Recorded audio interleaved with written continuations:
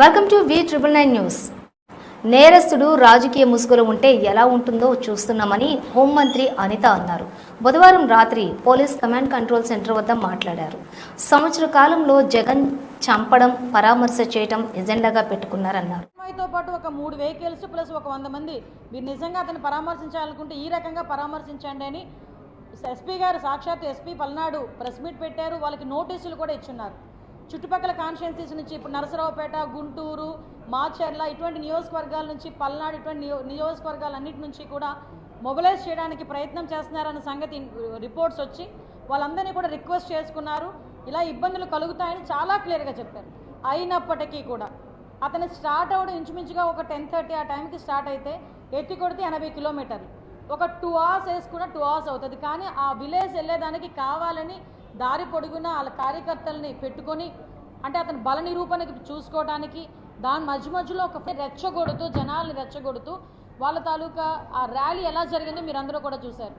Around 3:30కి ఇంచుమించుగా అక్కడికి reach అయ్యే పరిస్థితి కనిపించింది. అంటే నేను ఇక్కడ ఏమంటానంటే, ఇక్కడ చాలా యాంగిల్స్ నుంచి మనం ఆలోచించాలండి. జగన్మోహన్ అదే పరిస్థితుల్లో మనకి గుంటూరు జిల్లాకి సంబంధించి మనకి పత్తిపాడు కాన్స్టిట్యున్సీకి సంబంధించిన సింగయ్య అని ఒక వ్యక్తి, అతను ప్లంబర్, అతని వ్యక్తి జగన్మోహన్ రెడ్డి వాళ్ళ పార్టీ కార్యకర్త, సింపథైజర్. అతను ఆ ర్యాలీలో పాల్గొని ఒక వెహికల్ హిట్ ఇచ్చేస్తే ఆ వెహికల్ కూడా ఆపలేదు సరికదా, అతన్ని పక్కకి లాగేసే పరిస్థితి.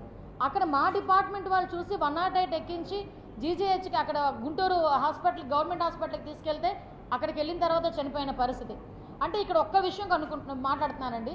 సంవత్సరం ముందు చనిపోయిన నాగమల్లేశ్వరరావుని పరామర్శించడానికి వెళ్తూ అప్పటికప్పుడు అతను క్యాన్వాయ్ గుద్దిన ఒక దళితుడికి చనిపోతే కనీసం దాని మీద ఖండించిన పరిస్థితి కాదు కదా, కనీసం పరామర్శిస్తున్నట్టు కానీ ఎటువంటి దాని మీద ఎటువంటి ఒక వాయిస్ కూడా రాలేని పరిస్థితి. కనీసం క్యాన్వాయ్ ఆపలేదు. అరే, సంవత్సరం ముందు చనిపోయిన వ్యక్తిని పరామర్శించడానికి వెళ్తున్నప్పుడు అప్పటికప్పుడు ప్రాణం పోయి, రోడ్డు మీద ప్రాణం పోయింది. కనీసం అతను కనుక వెంటనే తీసుకెళ్ళి హాస్పిటల్లో జాయిన్ చేసి ఉంటే అతను బతికేవాడేమో. హిట్ ఇచ్చిన పక్కకు లాగేసే పరిస్థితి. మళ్ళీ పోలీసులు చూసుకుని వాళ్ళని 108లోకి తీసుకెళ్తే అక్కడ చనిపోయిన పరిస్థితి. అంటే ఒక ప్రాణానికి విలువ లేదు, పోయిన ప్రాణం మీద రాజకీయం చేస్తున్నాడు. ఇక్కడ క్లియర్గా మనం అర్థం చేసుకోవాలి అతని తాలూకా సైకో మెంటాలిటీ. మేము పదే ఇంతకు ముందు అతను అధికారంలో ఉండేటప్పుడు సైకో అంటే చాలామంది మమ్మల్ని తిట్టారు. కొంతమంది ఏంటంటే అలా అంటారేంటి, సీఎం కదా అన్నారు. ఎస్, అతను చేసిన పనులు అలా ఉన్నాయి కాబట్టి ఈరోజు ఎక్కడైనా అంటే ఈ పదం నేను చెప్పాలి, ఒక బెట్టింగ్లోని ప్రాణం పోయిన వ్యక్తికి సంబంధించిన ఒక విగ్రహ ఆవిష్కరణకి ఒక ఎక్స్ సీఎం వెళ్ళటం నాకు తెలిసి ప్రపంచంలో ఫస్ట్ టైం అయి ఉంటుంది. ఇలాంటి సంఘటన ప్రపంచంలోనే ఫస్ట్ టైం అయి ఉంటుంది నాకు తెలిసి. అంటే ఒకసారి మనం ఎటువైపు వెళ్ళిపోతున్నాం అనేది ఒకసారి క్లియర్గా చూసుకోవాలి. కనీసం ఆ దళితుడు చనిపోయిన తర్వాత ఆ దళితుడు ఎందుకు చనిపోయాడు, ఎలా చనిపోయాడు కనీసం పరామర్శించిన పరిస్థితి కాదు కదా, క్యాన్వాయ్ కూడా ఆపుకుండా వెళ్ళిపోయాడు. నేను ఒక సంఘటన గుర్తు చేస్తానండి. కందుకూరులోని ఇలాంటి సంఘటనే మేము ప్రతిపక్షంలో ఉన్నప్పుడు జరిగితే, ఒక స్టాంపేడ్ జరిగితే ఇమీడియట్గా మీటింగ్ ఆపేసి ఆ కుటుంబాలందరినీ పరామర్శించుకొని వాళ్ళకి ఎక్స్గ్రేషియా ఇచ్చి, ఆ పార్టీ తరపున ఎక్స్గ్రేషియా ఇచ్చి మళ్ళీ మీటింగ్ అక్కడ పెట్టకుండా నెక్స్ట్ కావలికి మీటింగ్ వెళ్ళిన పరిస్థితి కూడా మనకు తెలుసు. అంటే ఒక రెస్పాన్సిబిలిటీ ఉన్న నాయకుడు, రాజకీయ నాయకుడు చేయాల్సిన పని అది. కానీ ఇర్రెస్పాన్సిబుల్ రాజకీయ నాయకుడు శవాల మీదే రాజకీయం చేయాలనుకునేవాడు ఇలాంటి పరిస్థితుల్లో జగన్మోహన్ రెడ్డి పనిచేస్తున్నాడు అంటేనే ఒకసారి మనందరం కూడా ఆలోచన చేసుకోవాలి. తర్వాత జయవర్ధన్ రెడ్డి అని ఇంకొక అబ్బాయి చనిపోయాడు. సత్తెనపల్లి కాన్స్టిట్యున్సీకి సంబంధించిన జయవర్ధన్ రెడ్డి అని 37 సంవత్సరాల అబ్బాయి చనిపోయాడు. ఈ చావులకి కారణం జగన్మోహన్ రెడ్డి కాదా? ఎందుకు అని అంటే ఈరోజు ర్యాలీకి పర్మిషన్ వద్దండి, ర్యాలీ మీరు ఇంచుమించు 70 కిలోమీటర్లు, ఇంత పెద్ద ర్యాలీ 25,000 మంది 30,000 మందిని మొబిలైజ్ చేస్తున్నారు, మీరు ఇలాంటి ఇబ్బంది అవుతుందంటే మాకు కావాలి. అయినా కూడా నోటీసులు ఇచ్చినా కూడా ఏం జరుగుతుందో చూద్దామన్నట్టుగా రెచ్చగొట్టే ధోరణిలో ఒక్కొక్కడు వచ్చి ప్లెకార్డ్స్ పట్టుకొని మమ్మల్ని రెచ్చగొట్టే పరిస్థితి. అయినప్పటికీ కూడా ఈరోజు పోలీసులు చాలా శాంతియుతంగా వాళ్ళ పని వాళ్ళకి కానిచ్చుకొని ఒక Z+ సెక్యూరిటీ ఉన్న వ్యక్తికి మేము ఇలాంటి పొజిషన్లో మేము సెక్యూరిటీ ఇవ్వలేమని చెప్పినా కూడా అతను వినకుండా బయటకు వచ్చి సంవత్సరం క్రితం చనిపోయిన వ్యక్తిని ఈ రోజు వరకు పరామర్శించడానికి టైం లేదా అండి? అంటే ఈరోజు ఏదో రకంగా బయటకు వచ్చి ఒక శాంతి భద్రతలకు విఘాతం కలిగించాలని ఒక సైకో మెంటాలిటీతో ఒక నేరస్తుడి, రాజకీయ ముసుగులో ఉన్న ఒక నేరస్తుడు చేస్తున్న కుట్రగా మనం భావించుకునే పరిస్థితి ఈరోజు కనిపిస్తూ ఉంది.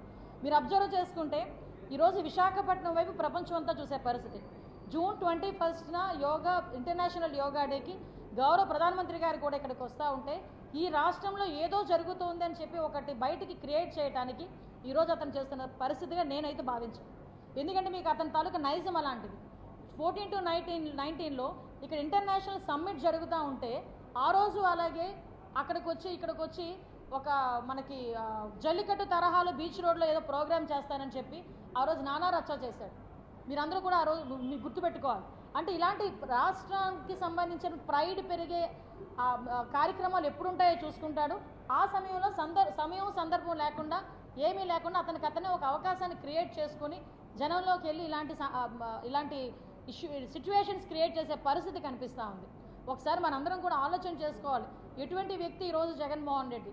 ఎందుకంటే కనీసం వైసీపీ కార్యకర్త చనిపోతే కూడా క్యాన్వాయ్ ఆపలేని నాయకుడు సంవత్సరం ముందు చనిపోయిన వ్యక్తి పరామర్శకు వెళ్తున్నాడంటే, కానీ ఆ పరామర్శలో మొత్తం మాట్లాడుతుంది వైసీపీలోన కమ్మ వాళ్ళ మీద ఎంత ప్రేమ కురిపించాడండి ఈరోజు. నాకు అర్థం కాలే.